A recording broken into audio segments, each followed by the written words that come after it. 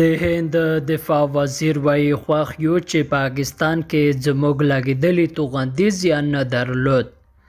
د نیوز پریس چینل لیدونکو سلام ستړي مشئ پام وکړئ تازه مهم خبر ته. د هند دفاع وزارت منلې ده چې په تېروتنې سره یو توغندی د پاکستان په لوري توغولی دی. تر دې مخکې د پاکستان پوځ ویلي و چې د هندوستان له لوري توغول شوی توغندی د پاکستان د پنجاب ایالت اړونده میاچینو سیمه کې لګېدلی چې ځینې زیان یې نه درلود، خو د خلکو املاکو ته یې زیانونه اړولي دي. پاکستان په اسلام آباد کې د هندوستان د سفارت استازی د بهرنیو چارو وزارت ته احضار کړی او په دې اړه یې ترې سپیناوی غوښتی دی. اوس د هندوستان د دفاع وزارت منلې ده چې یو توغندی د تېروتنې له امله د پاکستان په لوري توغول شوی و او پړی پلټنې پیل شوي دي. سرچینې زیاته کړې چې 2 ورځې مخکې د تخنیکي ستونزو له امله د توغندی توغول شوی و.